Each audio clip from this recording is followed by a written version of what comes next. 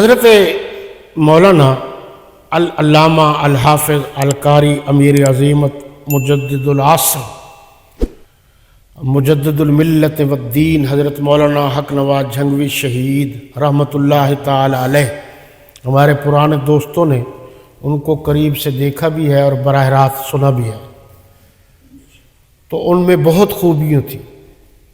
ایک خوبی جو مولانا محمد اسماعیل محمدی صاحب کی معرفت سے مجھ تک بات پہنچی ہے، واقعات بہت ہیں، تو میں نے حوالہ اس لیے دیا ہے تاکہ آپ کو یقین ہو جائے کہ یہ باتیں جتنی میں کر رہا ہوں تحقیق اور جستجو کے بعد کرتا ہوں۔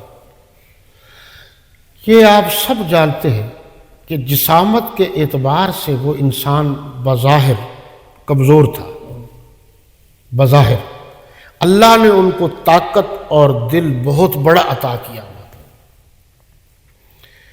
تو اتنی بڑے فتنے کو للکارنا جو سب سے پرانا فتنہ، آپ اسلام کی تاریخ پر غور کریں تو پہلا دشمن اسلام کا جو آج تک آ رہا ہے، پہلا دشمن یہود و نصارہ، جب سے حضرت فاروق اعظم رضی اللہ تعالی عنہ نے ایران کو فتح کیا، کیونکہ روم و ایران بڑی طاقت ہے، تب سے ان آتش پرستوں کو بڑی تکلیف ہے۔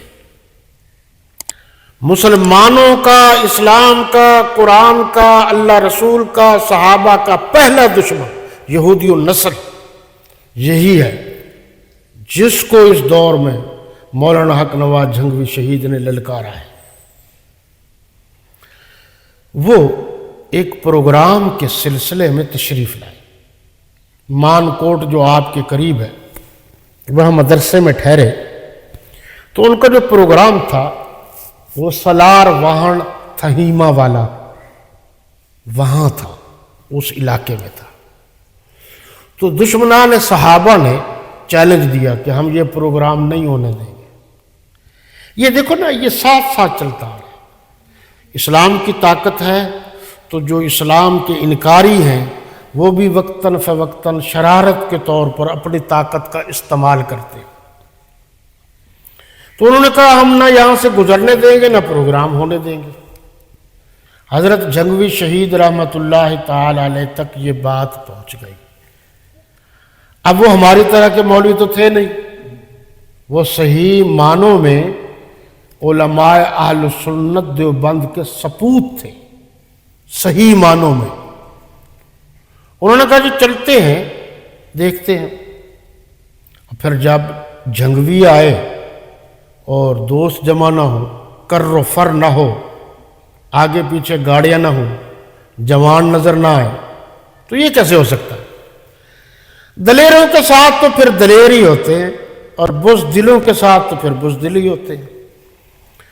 اللہ نے مولانا حق نواز جھنگوی شہید رحمۃ اللہ تعالی علیہ کو دلیر بنایا تھا، تو ان کے ساتھی بھی وہ ملے ان کو جو دلیر تھے، جو آج تک، جو سچے ساتھی ہیں آج تک ساتھ ہیں۔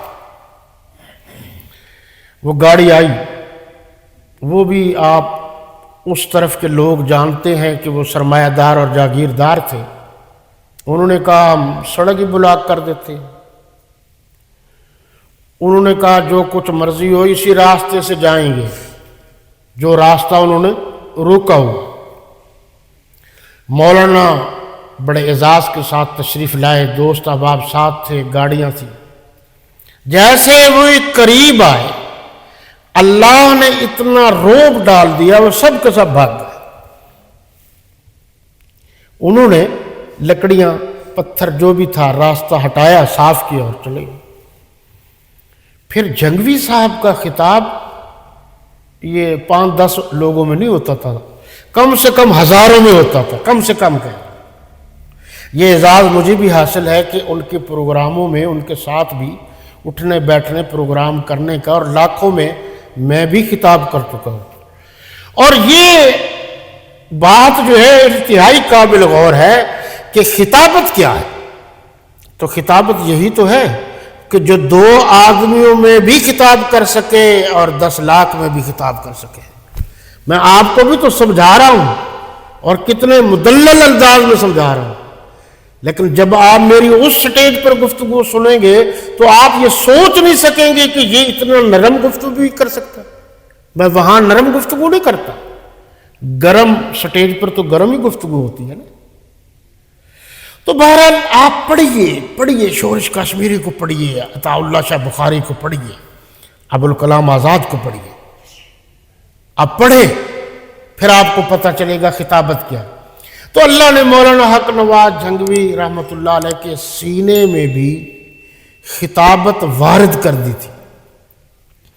امیر شریعت سید عطا اللہ شاہ بخاری رحمۃ اللہ علیہ کے بعد جو ساری رات مجمع کو بٹھائے رکھتا اور لوگ ہلتے نہیں تھے، وہ مولانا حق نواز جھنگوی شہید تھا.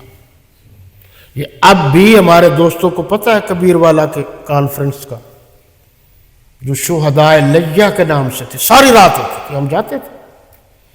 تشریف لائے، پروگرام ہوا، جھنگوی تو جھنگوی تھا، ادھر تو رعایت کا مسئلہ ہے ہی نہیں تھا.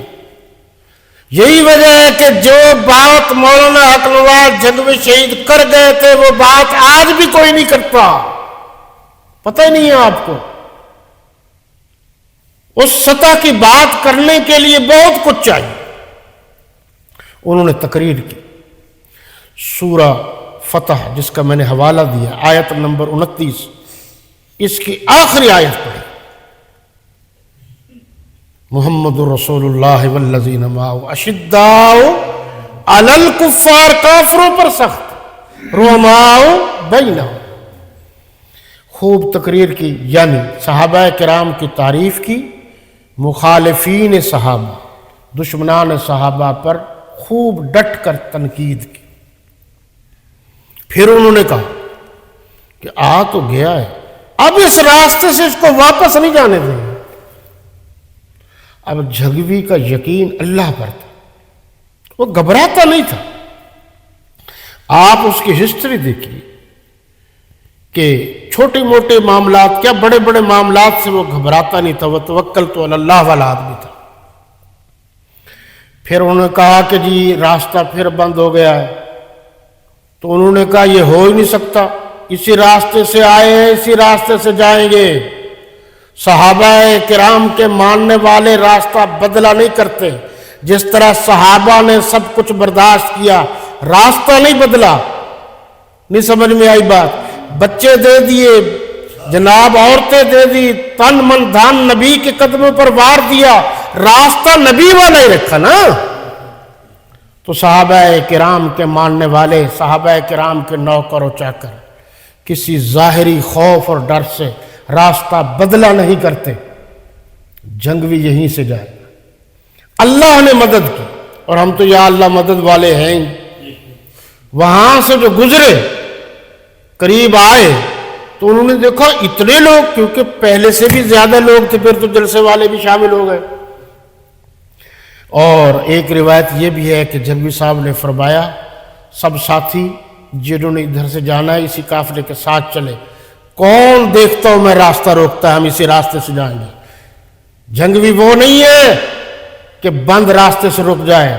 جھنگوی اس کو کہتے ہیں جو راستہ بند ہو اس کو کھول دے، رکاوٹوں کو دور کر دے. ایک لفظ بھی فرماتے تھے، ہمارے ان دوستوں کو یاد ہے، وہ فرماتے تھے میرے ساتھ آنا ہے تو سب سے پہلے ہاتھوں کی ہتھ کڑیوں اور پاؤں کی بیڑیوں کا خوف دل سے نکالنا ہوگا. اور یہ جملہ بھی کہتے تھے کہ یہ پھولوں کی سیج نہیں ہے، یہ کانٹوں کی سیج ہے. تو اللہ کے فضل و کرم سے وہ واپس آئے. ساری دنیا نے دیکھا کہ وہ ہیرا جا رہا ہے. اس ہیرے کا خلوص اللہ کو اتنا پسند آیا. اس وقت صرف ہیرا نہیں تھا، مولانا حق نواز جھنگوی آج بھی ہیرا